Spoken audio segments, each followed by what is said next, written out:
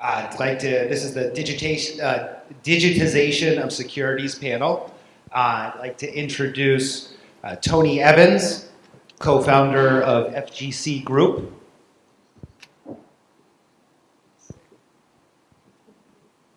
And Jan Sumit, founder of CEO at Ref Token. Ralph Liu, CEO of Turbo Chains and CEO of Mule Chain. And Ido Shacham, attorney and real estate appraiser.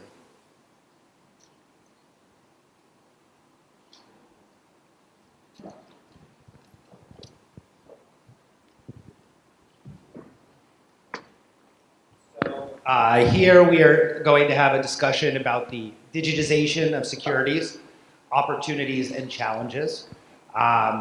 This is also known as the tokenization of securities. So to start, I'd like to give each of our panelists the opportunity to introduce themselves and share a little bit of info about them. Thank you very much. I'm Tony Evans, I'm co-founder of FGC. I'm here today with my co-founder, Kingsley Kobayashi. We're based out of Japan, been in the field of digital assets for 5 years, before that in finance. Been very, very fortunate to be based in Japan, which has taken this like crazy, and Asia has been leading the way in this. We specialize in helping entry market into Japan, also finance and also exchange listings. I'm Jan Samut. I'm the founder and CEO of ICO Launch Malta alongside of Ref Token. Ref Token is a decentralized affiliate platform. It's a DApp, it's in beta, but today I'm here in capacity as CEO of ICO Launch Malta, which is basically a full-service STO service provider. And in a nutshell, what we do is we create cryptographic analogs of traditional financial instruments. My name is Ralph Liu. I'm the founder and CEO for two companies related to blockchain. That's Mule Chain and Turbo Chains. So Mule Chain is a personal delivery and storage service.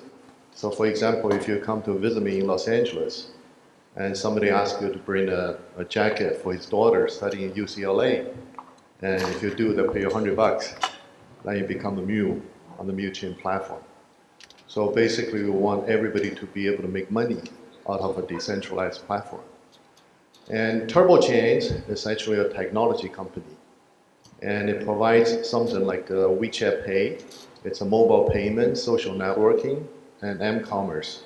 And we only deliver that on a white label basis. So by profession, I'm an investment banker. So I help a lot of people, raise money.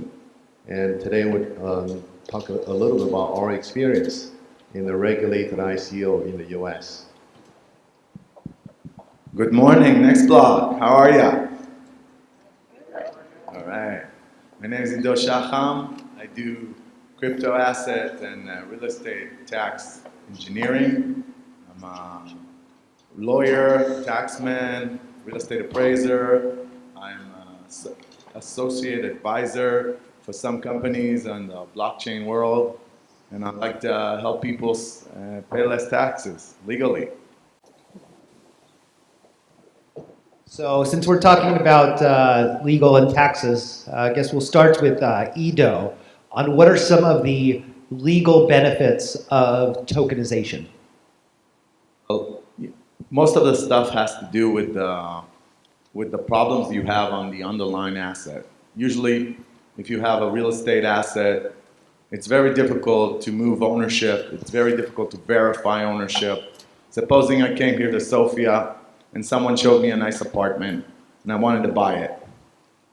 It'll be difficult for me to know if the person showing me is the owner, how much the apartment is worth, what are the attributes of the apartment. And if it was tokenized on the blockchain, there would be more clarity. It'll be much easier for me if I had a token. It also allows crowdfunding for the base owner, so he could share part of his asset. It also allows democratization of real estate or other base assets by giving fractional ownership to the token holder. So it's good things. It's just a few examples. I Yep. could go for an hour. Sure. And then Ralph, if you don't mind, just share a little bit about other benefits of tokenization. Well, I guess one of the major thing is just trading liquidity, and in addition, a lot of pool of available money. So let me just share with everybody, some of my personal experience. About 10 or 15 years ago, I really started 15 years ago, and has the idea of fractional share ownership of real estate. So even today, you can Google online, and that program is called a FARJO. That stands for Flexible and Reversible Joint Home Ownership. Basically, the idea is you let people just equity sharing. You don't need a mortgage anymore. So the way to accomplish that is through securitization in the past. So I personally spent a lot of time, a lot of money trying to promote that business in the earlier days, but the technology wasn't there. And basically, if you want to securitize it, you form an LLC. You treat each home as a company. We're basically trying to provide a stock exchange for each single family home. Then anybody can sell a partial equity. The idea is very good, We championed it and all that. Then came the financial crisis in 2008, 2009. So then we were trying to work with a Wall Street firm, but during that time, the Wall Street firm lost their credibility. They couldn't do it. So, put a long story short, we put that on the side. Fast forward, I put it on the back burner, with all that money, even filed patents and all that. So in 2017, that's how I discovered the thing about ICO. So lo and behold, you find out a lot of young kids, the tech hackers, they don't have any investment banking background or even legal background. But all of a sudden, they own the product. I spent over decades trying to accomplish. That is tokenization. Because tokenization, by nature, is fractional share. So that goes without saying. The tokenization provides a lot of liquidity. And in addition, why they are so successful? Because it's simply a pool of funds of the cryptocurrency owner started by the Bitcoin and Ether. Therefore, right now you can accomplish the tokenization to realize the fractional share goal. So let me just leave it like that. I'll follow up with this later on. And then for Jan and for Tony, if you could both, I guess, start with Jan, maybe give some of the risks or negatives of tokenization and maybe some of the considerations that an issuer should look into before deciding to go the tokenization route. So, from a risk point of view, these mostly come from the novelty of the sector. So sometimes, basically, I would go as far as saying in 100% of the world's jurisdictions, and we're talking about securities here, we're talking about SDO, so everything that's regulated. The legislation has not caught up with the technology yet. So the stuff you can do, you can go much further with the technology than you can within the legal framework. So one of the challenges is actually, for us as an advisory company, is actually reining in the clients and telling them, listen, yes, all the stuff you want to do is really great, but a regulator will never understand it, get their head around it, or sign off on it. The second challenge is, even though a lot of the more forward-looking funds, family offices, etc., are looking at, are very interested in SDOs, particularly when it comes to offerings that are in their comfort zone. So, for example, tokenized real estate is something that we're seeing a lot of Central European family offices like snap up left, right, and center. We have clients of ours that are on their third or fourth, issuance.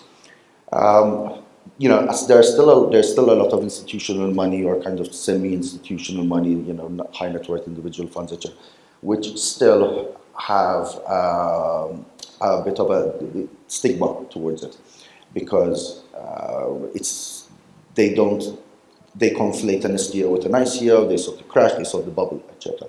So these are the two primary challenges or risks to an issuer. One is the regulatory approval and not running away with what the technology can do and maintaining and building your offering around the regulatory framework. And the second is actually the remnants of stigma and resistance to the new investment instrument. And Tony, if you could share a little bit about what you see as the main risks as an issuer in tokenizing a security.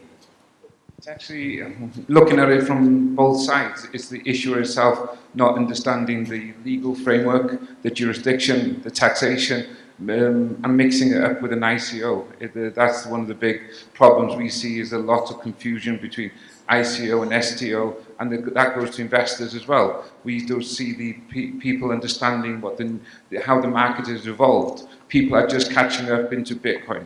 The thing is so much similar to the internet, when the internet started, and how that was evolved, and there was a bubble and a crash, and then it evolved into a better format. And Jan said it correctly, is the technology. The technology is so far advanced, people haven't caught up to it yet. Regulators are even worse. They're still looking at Bitcoin, okay? And Bitcoin's over 10 years old, okay? So this is one of the things that we're seeing a big problem with, is like people are trying to do a global business, but there's always a problem with local jurisdiction, okay? Like Japan has a jurisdiction on Bitcoin and crypto, but for STOs, it's still a little bit grey at the moment. It's the same across the world. There's a grey area, and as such, the market is so small. It's only around $150 billion. It wouldn't even be a large company on the US stock exchange. So, and we're in the infancy, and that's the part where we see a lot of institutional money not coming in, because it's slightly too small for them at the moment. So the problem is the technology is going so fast where people and regulators cannot catch up. I want to wave in on that. Yeah, I figured you would be good on the risk question. Yeah, okay. So it's true that the regulatory stuff is very important, and if you don't comply, then there won't be a tokenization. You could be banned, and that is very important. But we also have to understand that we're not selling the base asset. So the market is different. It's based on a valuation, whether it be a valuation of real estate, or whether it be a valuation of IP, or whether it be valuation of a drug that is okayed by the FDA. This valuation has to have due diligence within the company that is tokenizing it, because if it's overvalued, and the market, which is sometimes smarter than all of us, will realize that, and the token will be worthless and nobody will buy it. So part of my job in Solidblock is to make sure that the valuations are correct and not higher. I totally agree with you. The whole thing is there's no accountability with a lot of these people, okay? There's no accountability to the investors, there's no accountability to the shareholders, and also the token. So the whole thing is there's so much mixture, and they're trying to hide all this in what people understand. And this is a totally new asset class and how it works. They're trying to hide it in a way that people get mixed up and they only see the bright side of it's going to keep on going up. And that's the crazy part. The human beings are very, very simple. We have two emotions, fear and greed. It's one or the other that actually makes us make decisions. Definitely, definitely. And you see, it only works when everybody wins. Exactly. If someone gets too greedy on the base asset, then this thing doesn't work, and we will have the problems that we have in the ICO. Of course, the thing is the market is cleverer than us. The market will burn the whole thing down, because there's only so much you can push, and the human beings will then come in and actually destroy it, and the market will reset itself, and then we'll have to move forward again. But it will create a stronger foundation. I would like to add a little bit from a practical point of view, So if you look at the digitized tokens, or you have a securitized token, either way, what you end up, yes, you have the advantage of trading liquidity. But from a practical point of view, think about what is the major problem of cryptocurrency: the custodian. So now comparing the traditional investor, if I'm an investor, If I really want to make money as a speculator, I wouldn't touch asset tokens. I would stick to a utility token. Because once you link to underlying asset, the performance of asset token will never be higher than what the underlying asset is. That's number one. Number two, think about the difficulty.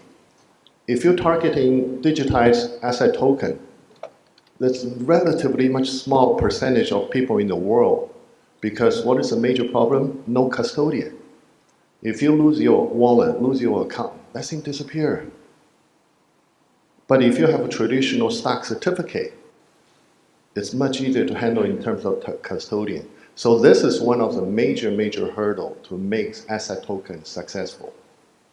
So, Jan, how would you prevent, based on what Ralph was saying, how would you prevent the tokens from being similar to like bearer bonds? So this is quite a challenge because generally once you have a tokenized asset and that token is freely tradable, or whether you're tokenizing a company and basically the token represents a share class, for example. What happens is the freely tradable nature of a typical ERC20 token makes that a bearer bond, or bearer share, which is generally illegal. So we have as a company structured tokens where they are not freely tradable, transferable. So if Bob buys the token in your STO, he can't just send the token to Alice. Alice would need to go into the issuer's website, do her KYC and the AML, get whitelisted, and then she can receive the token. Otherwise, the transaction will just fail. So what we're doing is, from that end, is actually we're re-centralizing a decentralized protocol. And the reason why there's a certain requirement for this, in this particular case of a security token offering, is that an STO issuer is, by its own innate nature, just about the most centralized implementation of the technology, manifestation of the technology you can have. There's a board of directors, there's a CAO, there's a legal counsel, and there are people that can get arrested and thrown into jail if something goes wrong. So, there's no moral qualms on our side of re-centralizing this. So the key takeaway of this is, again, the technology was built in the spirit of a very peer-to-peer rebellious ethos. And once we start looking at it in the context of regulated securities, we need to start paring that back and actually start stripping away some of those layers to make it palatable both to regulators, but also to insulate the issuers from potential legal repercussions. Ido, it looks like you have something to add. Yes, I do. You see, you said, how do we solve this problem? And I think that what we do, I'm not a tech guy. Okay, I'm not a tech guy, but I know that you can program within the token, the KYC, the anti-money laundering, and also you can connect it to identity, and you can take that identity and connect it to the custodian, which sometimes run it. It's true, we have different type of users. Okay, we have the early adapters, which want to hold their own wallet, which know exactly what they're doing, which won't lose it easily.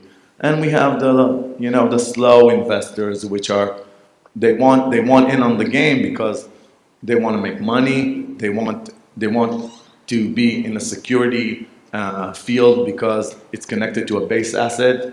And to your example of the utility tokens, the reason people like security because there's a connection to the base asset. There is a base asset out there that is connected. Imagine that you have like a brick, okay? The brick is the base asset, and it's connected with a string to a balloon. The balloon is the token. If it wasn't connected to a base asset, the balloon could fly away and disconnect and lose its value because the market could go wild. Well, as you have a good business, whether it be utility or security, and it's connected, so we have a parallel market which has a slower intake of making more money, but it's more secure, and people want that. It actually reminds me a little bit of the success of ETF index funds. And since those came out, they've been mass adoption. And I believe, too, the next big step for crypto would, of course, would be a Bitcoin or Ethereum ETF. Yeah. So basically, just to kind of finish, loop around to your comments, I can only speak obviously to the way that we engineer these tokens, and yes, in fact, the KYC is not, in essence, not inbuilt in the token; it's inbuilt in the smart contract. Whereas we create a cryptographic register of shareholders or token holders, which is accessible to the issuer or to the regulators if they require access. And secondly, we also have the ability to create what internally our engineers have called the steal function, which isn't at all a steal function, but what it allows us is if someone had to lose custody of their tokens or their wallet and can prove it, or there's a court order, for example, where tokens or shares or whatever need to be seized, we can actually pull them from someone's wallet and drop them into another account.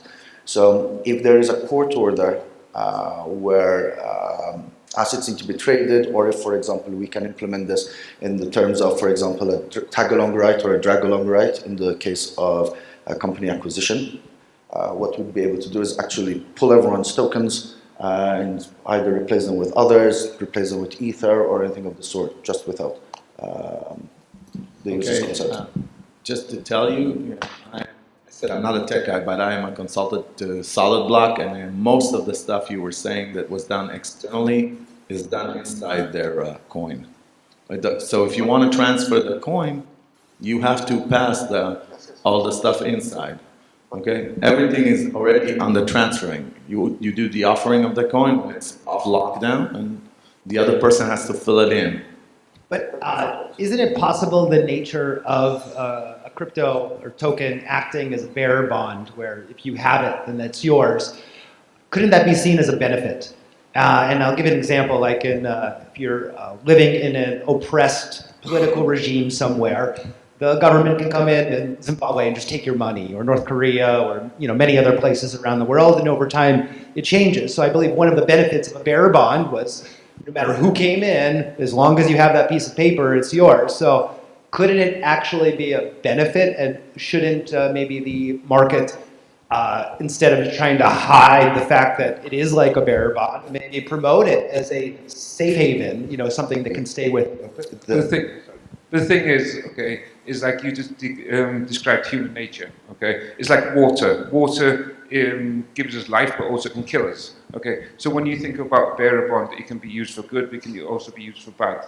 The whole situation is there has to be a middle ground. I think we've talked about how the technology has gone so far, the decentralization has gone so far, but we as human beings haven't evolved that fast in regards to how do we think, how do we see investments, how do we want to have the paper certificate, as Ralph said.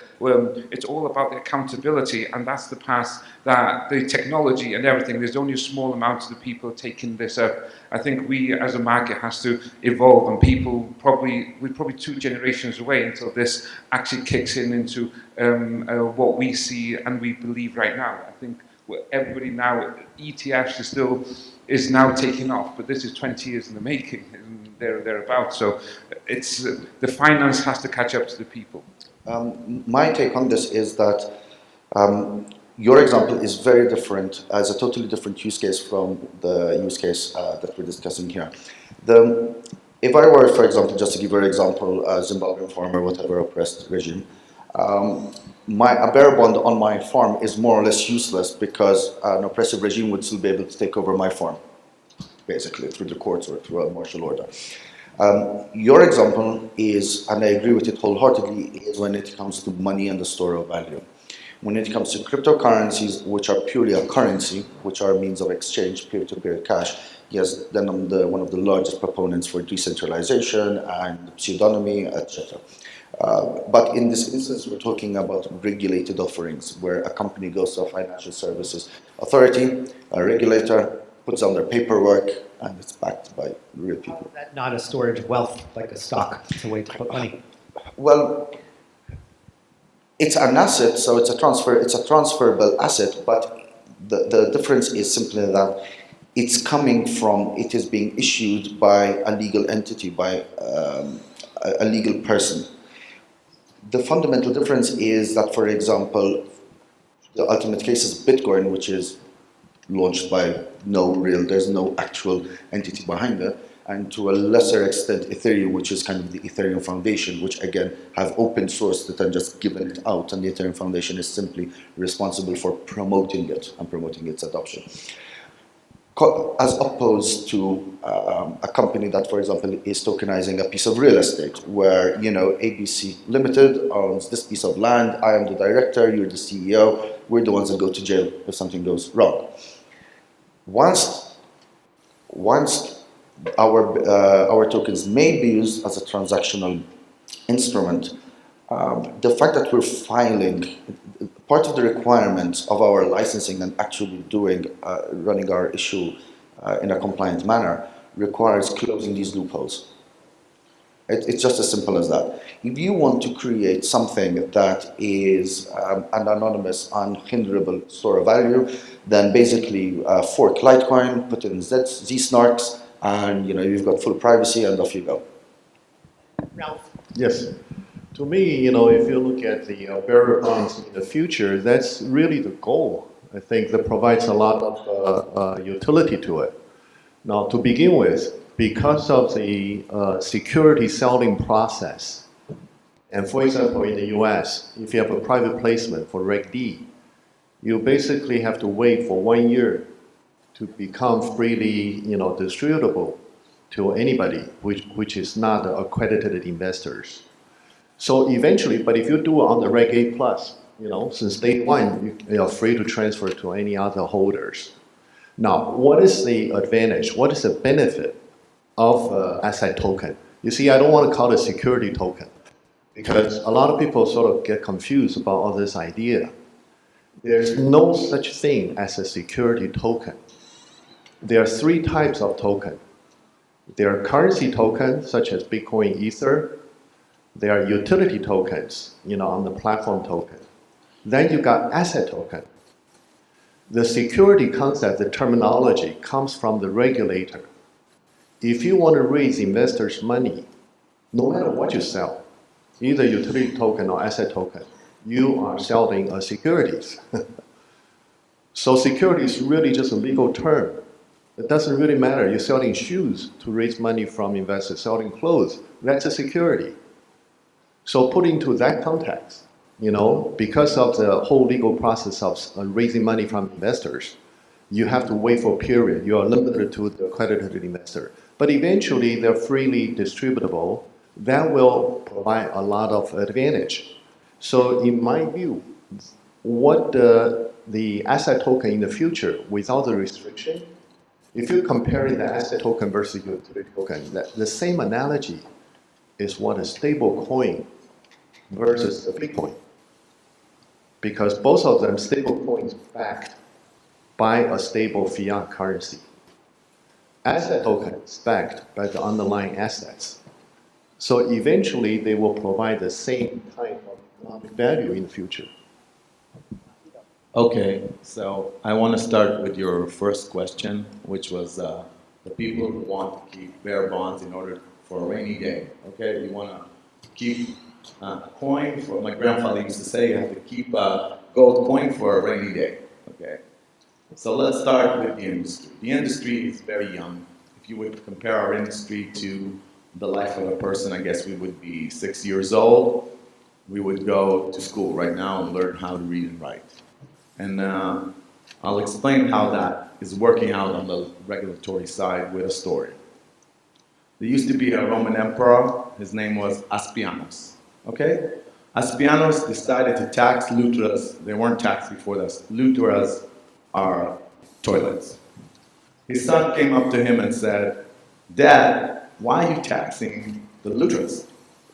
So Aspianus came to the vault, opened the door, took the money out. The money was made of gold back in the day. Gave it to his son to hold in his hand and told him, "Hold it." He held it. Said, "Now smell it." He smelled it.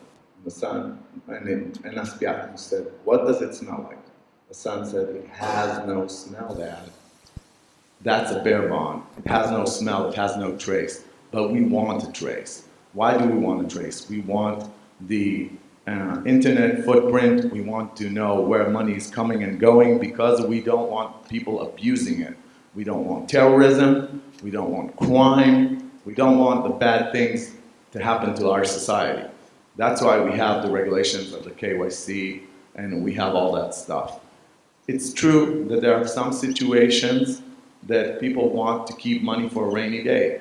And you're saying they're really trapped in a regime, we need to help them. But that is the exception to the rule. Okay? If you look at the technology, it's used mostly in areas that are affluent and are visible to people. And the people who use it as a bear bond will usually use it for less normal purposes. And about your point that you just said before, that it is true that the regulators decided how to describe they put the name of the utility token and the security token. And I agree that if there is a business underneath, the base asset is a business. It doesn't matter if it's a utility or a security, but the different definitions are in the definitions that the regulator can see and understand. If you look at the regulative process, it's really a mirror to the economic market, but it's warped. It's warped because it comes from how they see the industry from the outside. They don't live it like us. We're living it. They're seeing it from the outside. This is what they can compare. This is what they can understand. And I believe that in the future, these things will change. And then, Jan, could you give us an example of how tokenization has provided a paradigm shift in a specific asset offering and how that asset has benefited? Okay, so basically the main advantages of tokenization comes in two forms. One, increased liquidity, and secondly, greater price discovery, which is a function of greater liquidity. So an example is, very real world example, one client, they own a very large ancient art collection. It's Chinese art, it's extremely fragmented. We're talking large numbers, we're talking pieces that go for anything between 18 and 30 million. However, it's extremely fragmented according to era and artist, and I'm definitely not an expert in the subject. But the issue is that these pieces come up for sale very, very rarely, once every few years. So it's very hard to discover the price. Overall, the market is trending upwards, but it's very hard to get a price comparison. What does this particular item, what is the valuation of this particular item now in comparison over the last 5 years versus what it was 5 years ago? Similar application is very rare and fine wine, which is a very large market, but very thinly traded. So once you fractionalize these pieces, once you get a $30 million piece of art or antique or whatnot, and you fractionalize it so people can go in and buy 100 euros, 1,000 euros just to get exposure to that asset class, which is basically an alternative asset class like gold or whatnot.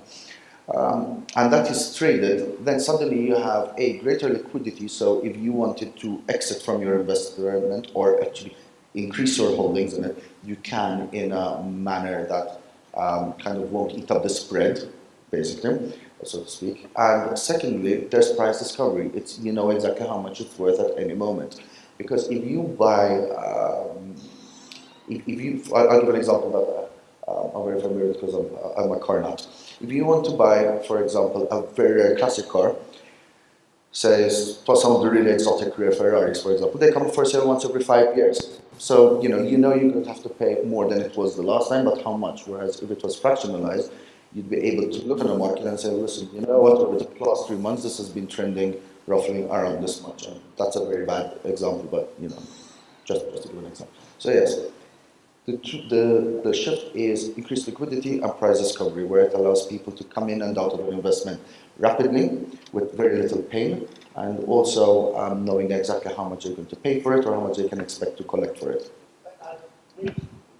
Which asset classes specifically are primed for tokenization right now? Okay. Commercial real estate is a massive use case. There's also the benefit because buying and selling real estate is generally an extremely painful process. So if I wanted to buy a fraction of, say, this building here, it would be a paperwork nightmare. Whereas if it's tokenized, I'd be able to come in and say, listen, I want to invest X amount in this property because I like it. Another aspect where we're seeing very large interest is green tech, so stuff like tokenization of green bonds and carbon credits. We also have quite a few clients that are collecting funds in order to build wind farms and actually tokenize future power generation. So it's again sort of like a green bond, it's a debt instrument. And also again, illiquid classic alternative investment clauses, so art, wine, and this kind of stuff. Art could be really interesting. It seems to be a very new emerging asset class, especially for the millennials. I saw something on Bloomberg. Yeah, I think I agree with my friend Jan, and I think that both the assets that we'll see getting tokenized first are real estate. And I'll just give an example. Supposing your family owns a hotel. Remember the Polti Hotel? It used to be an English comedy. Polly Hotel, Polti, yeah.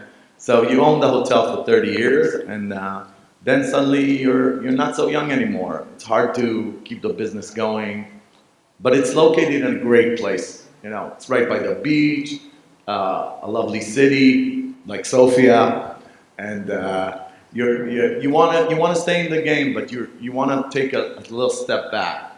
So if you could sell part of the asset, like if you could share your asset by fractionally owning it and putting in a company that will manage the asset in a new way, you could renovate it.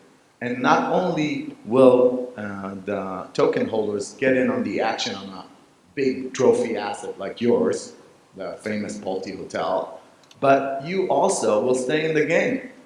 And you're staying in the game, and you're adding new blood to it, and you're making money. It's a win-win-win situation. So real estate will be the first, but I also see other kinds of assets that are very interesting. I do believe in pharma.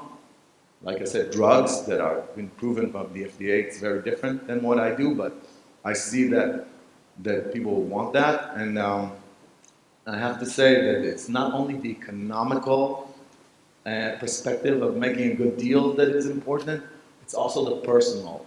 I see people who are investing in the tokens. Supposing I live in Japan, and I really, really, really, really, really, really love Greek mythology, okay? And suddenly I see on the blockchain an asset that is a hotel close to the Acropolis. I might want to get into that asset. And the millennials, they want to get into the arts. So it's going to be a new emerging market, and I believe good things will Ralph. Yeah, I'd like to add some in this to your questions. So to answer your question, actually the best way is just to roll the clock back before tokenization. Look at the existing securitization framework. So the stocks and bonds market, they don't really need a lot of help for digitization. So before tokenization, we just use the word digitization. So which asset class can benefit from the fractional share ownership? This is exactly what I spent almost 10 years before tokenization on. We call it fragile. In our work, we call it fragile. And basically, for those asset class, in the past, there's no fractional share ownership.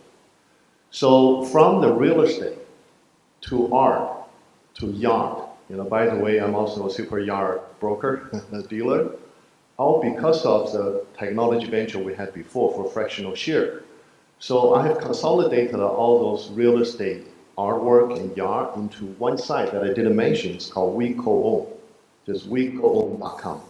And the site is still there. This is like a couple years back before tokenization. The idea is anybody, you don't need to use loan anymore.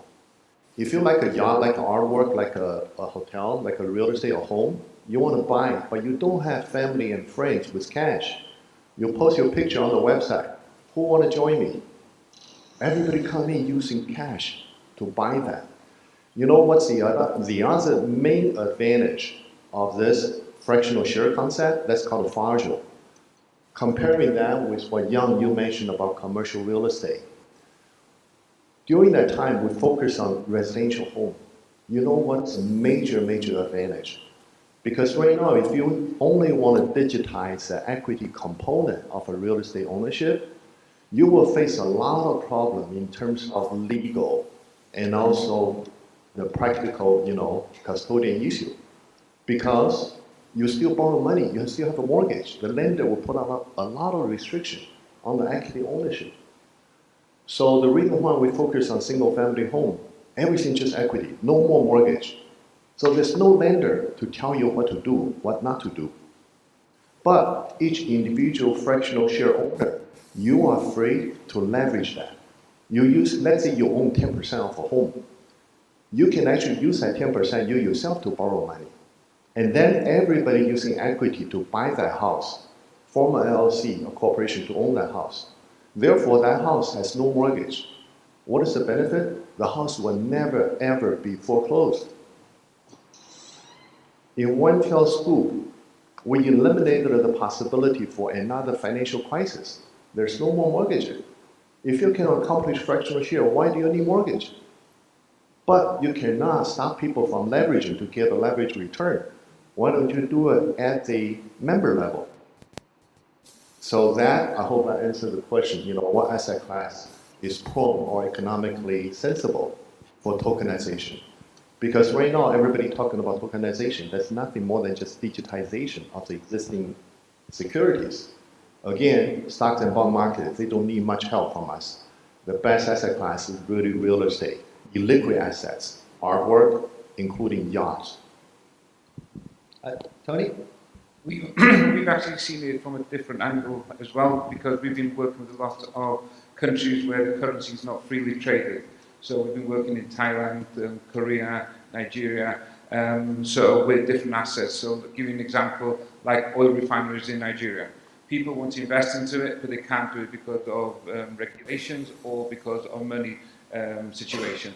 And the one thing we all know, it's so easy to invest into a project, but the problem is how do we get money back out of it?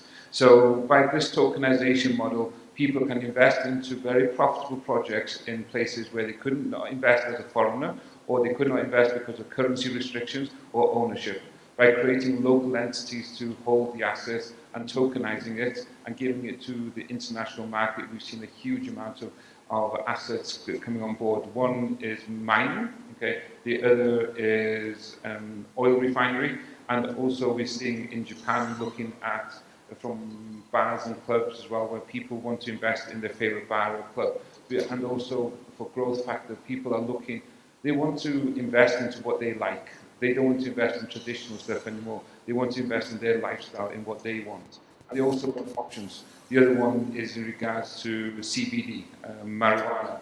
In America, it's legal in some states, illegal in other states. That's where you cannot do bank accounts because it actually breaks the law of anti-money laundering requirements. So even it is illegal in one state and not in another. So by tokenizing the farms and stuff like that for CBD, it's actually able to comply by money laundering, by international regulations, but also give different options to people to invest and also be able to sell their assets in much more profitable environments and much more accountable environments. I totally agree with what he said. It's called democratization of ownership. Like the tokenization process allow you to choose in what to support, and even if it's not in your area, even if it's in a different regime, even if it's in a different country, and even if it's illegal where you are, you can invest like in marijuana, and that's a good thing. I think it makes the market move better. And to what you said, Ralph, I agree that it was used in the past, but the tokenization, it's in the past we had ledgers, then we had Excel sheets, then we had bonds in vaults. It was used in the past, but the possibility of tokenization and selling the token on the secondary market allows us to use the tool in a broader sense, in a more visible sense, and it lets people have trust. People know what they're buying. It makes it easier. And I agree with you also that the secondary markets that have already a secondary market, like stocks and bonds, cannot be tokenized right now, though you can tokenize debt. If you have a debt on a real estate asset, you can tokenize the debt. And sometimes they use tax schemes like that. So that's how I weigh in on these subjects. Okay, I want to add, since Go for it. Tony, you mentioned about this marijuana thing.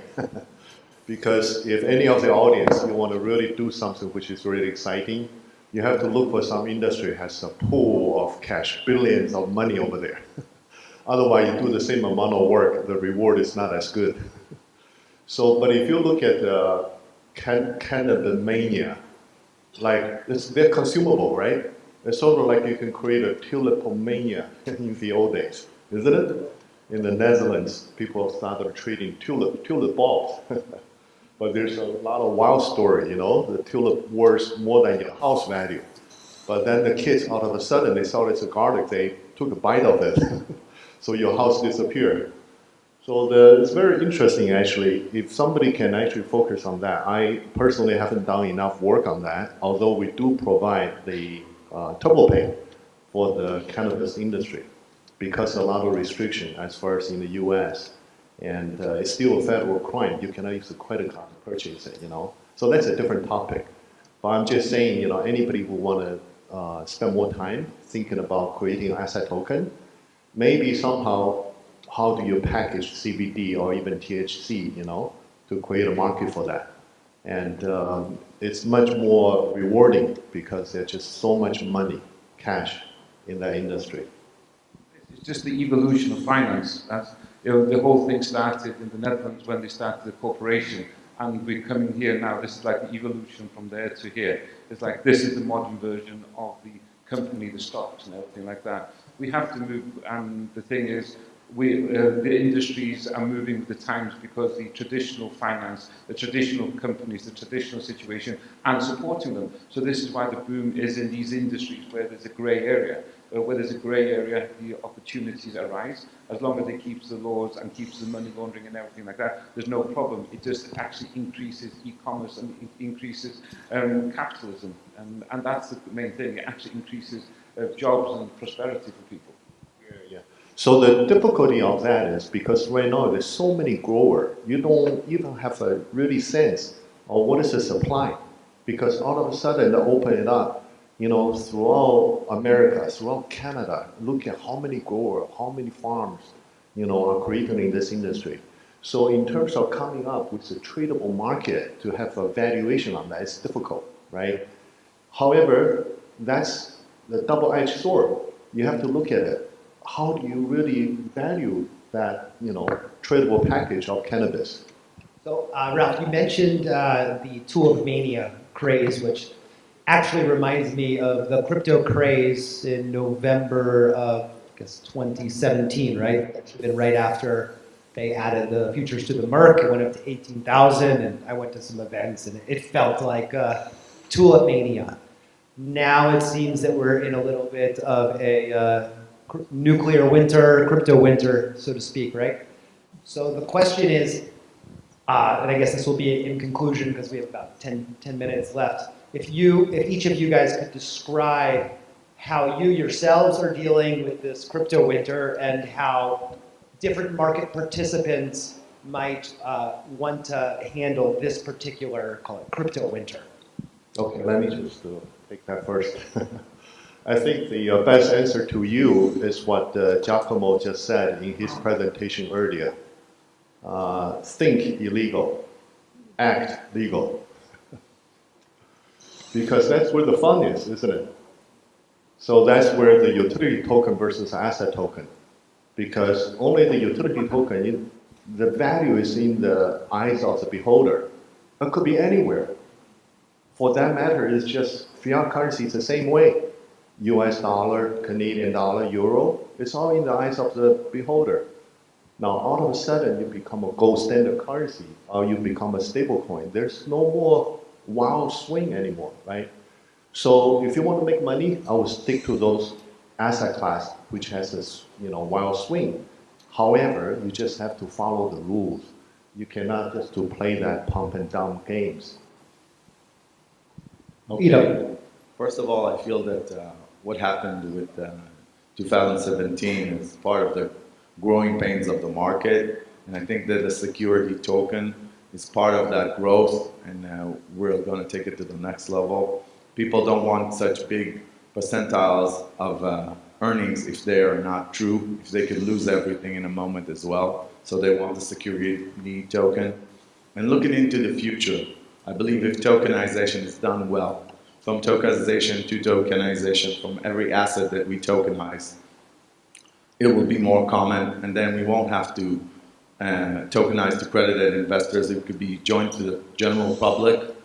And once that happens, we could see good things happening, like urban renewal, like moms in the kindergarten wanting to make a playground for the kids and having that tokenized. I think this platform has large applications to everybody, and I think we need to do a good job and make a better place to live for all of us. Well, my feedback is twofold. A pullback in the market isn't necessarily a bad thing. It allows everyone space to actually take a breather, look around themselves. It's actually now is the time when, for example, we ran an ICO in 2017.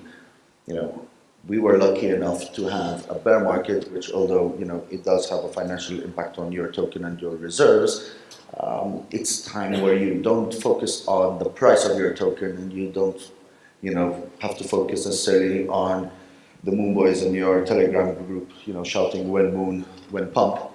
You can actually focus on building the platform. So now is actually the time to build what you promised your investors you're going to build. And on a personal investor point of view, well, this is the time where I've been personally accumulating more than I accumulated before. So, from a commercial and from a personal point of view, there's a very self-evident gameplay to be had right now. I agree. It's actually an opportunity. Buffett says it best, when others are greedy, be fearful. When others are fearful, be greedy. And that's what the market has done. It's actually gotten rid of all, my friends, the bullshit companies and all the bad ICOs out there. That's actually creating now an opportunity for value investors to come into the marketplace. The real companies that actually want to deliver their products, they want to deliver to the investors. And now is the time you can see who's who and who's willing to deliver. The other part is this actually, you don't get growth by good times, you get growth through bad times. And we've seen this through all industry and everything. It's the same thing as the internet. I don't believe history follows itself, it mirrors itself. And we're in the same cycle as the internet happened.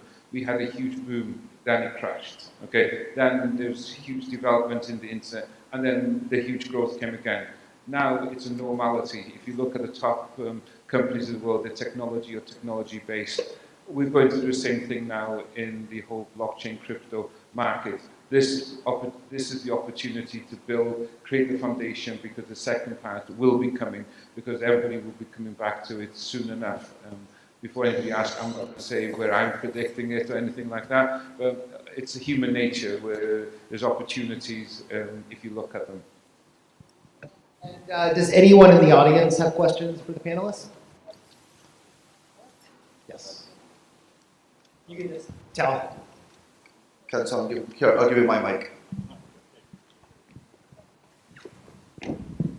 If I see a lot of lawyers worldwide, they all tell us at least you have to cover 210 countries regulatory before you develop your product and you can go for your product. My question is to the audience, do we care too much to all the existing stuff, and do we not take care too much to build more and more our own ecosystem, our own system where the people at least accept things? And do we not take too much care on the old industry while we are continuing with our projects? Very good question. Who wants to go for it? So to recap, the question was, are we focusing too much on...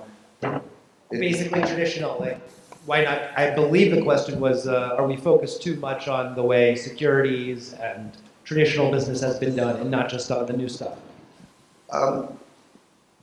To be honest, there's a fair point in that. However, you do need to bear in mind that no economical ecosystem lives in isolation. Capital flows, the world is a single market, capital flows have to flow, through all markets. So for any particular market to flourish, capital has to flow from one other market into it, and then obviously it has to flow out of it as people take their profits from it. So whilst, yes, sometimes, through lack of choice, we see a lot of projects, a lot of clients need to kind of bludgeon their vision in order to fit around the regulatory framework. Unfortunately, there's nothing you can do about it. And once there's, the only thing stopping an issuer going out and going rogue and running, selling a security without licensing is the threat of jail time. And there's, no physical impediment to stop them from doing that. Ultimately, it's not a winning mentality. It's not going to get you anywhere. So unfortunately, the way we're going to have to play this is we're going to have to, go along with the game and slowly change it as time goes on. As there's more money, as there's more players, as the ecosystem becomes more self-sufficient, then we can stand on our own. Okay. I know exactly what you're saying. I have a company that I will remain, it will be anonymous because it didn't come in, who wanted to do some commerce, and I was consulting them.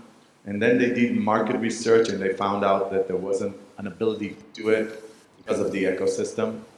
And I come to realize that this whole industry has grown as an investment industry. But I believe that in time, we have companies that are dual, like they're both investment and a commodity. Like Solidblock, a company that I consult, we do fractional ownership of real estate. So real estate is an asset, but if you're living in it, it's a home, so it's a commodity. And more and more companies that are dual will lead the way to making the new ecosystem for areas that are unmapped or untapped or unmade yet. And that's how I see the market growing from company to company. And the most important thing is to have a business that is growing out of a need, out of pain, and it'll be successful. That's what I believe. I think it has to be accountability, and that's the thing. Is that if we ignore what the current systems, the current ecosystems is, it will turn on the industry and it will just consume it. From regulators, from the consumers, from businesses, they will all turn on the industry. So I think everybody has to play nicely at the moment. But the thing is, there's so much development been in 5 years in this industry. In the next 5 to 10 years, okay, then it's a level playing field. It's like we cannot take the whole industry on at the moment. We have to do it slowly. It's like they're trying to change the ship at sea. You have to do it slowly to change course. And I think that's the case we are at the moment. I just wanted to thank you guys for attending, as well as the audience. Are there more questions?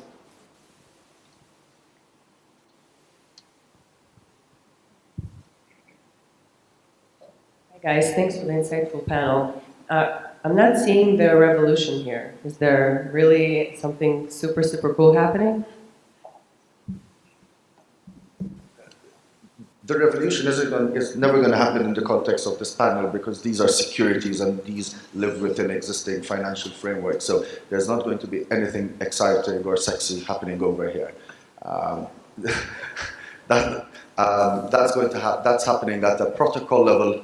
I think some of the stuff that, for example, some of the protocols like Stellar are doing for remittances, some of the layer 2 solutions that are coming out are really exciting. There's some new implementations of stablecoins that do not necessarily require a fiat reserve to maintain their value, yet they are actually backed through a tokenomic mechanism. That's really exciting. So there's some really cool stuff happening, but again, not in the context of STOs, because everything here happens under a financial regulator or a banker's purview. Exactly. It's finance, okay? There's nothing sexy about finance. So, but this is what everything is based on, and everything grows from here. If you're looking for sexy, I think that's the next panel coming up after us, but okay. Except for us good-looking people, okay? That's the only thing that's sexy about this. The whole thing is, this is finance. You can call it anything you want, but this is finance. Everything else flourishes because of finance and the structure we put into place, and how we put it into place, and how we use it. So my, sort of final word about the trend for this industry, I just want to add in the end. And basically, what is dangerous right now, is really the establishments to come in to squash all the small entrepreneurs. As you can see, what's going on now, from a stable coin, JP Morgan, or the Facebook's gonna, issue their own token. So what it meant to be a lot of democratic small investors, small entrepreneurs to build a new industry, right now we saw the establishment come in, to hijack everything. By using just on the conceptually trying to understand what a stable coin is. Initially, when we already have a Bitcoin, right? Then people are actually now switching. If you look at even the media, they keep touting about stable coin. But what is a stable coin? Stable coin is nothing more than a digitized fiat currency. But the fiat currency has no backing either. It's just what as Uncle Sam tells you, what the value is. So what this really just indicates, the establishments, they are hijacking what the Bitcoin is supposed to be. If you say that there's a volatility for Bitcoin, the volatility to or what? If you say there's a revolution, maybe Bitcoin is stable. It's a US dollar that's having a high volatility. So I hope you get my point in terms of that stable coin concept, If everybody just, go after Bitcoin and believe in Bitcoin, so what if the Bitcoin value, that's where the future is? If the US dollar euro doesn't match up, that's your problem. But what you've seen within the past last year, past couple months, is really the capitulation of the cryptocurrency industry by switching back to stable coins. Ido? Do you hear it? Do you hear it? Do you hear it? That's the quiet before the storm. That's the quiet before the storm. We're only having a few one commercial asset that is publicized, is tokenized. That's the Aspen coin. We have a couple of more in the woodworks, but once we get it right, 1, 2, 3, 4, 5 times, you'll see a tsunami of tokenizations. And the security tokens, you'll see it happening all the time. And then after that, in a couple of years, you'll, instead of working, you're playing on your stocks at work. People play on their stocks at work. You'll see people switching coins of assets, trophy assets, and that's what's going to happen. That's the storm. It's just quiet now because it's coming. Any more questions? Okay. Thank you, everyone.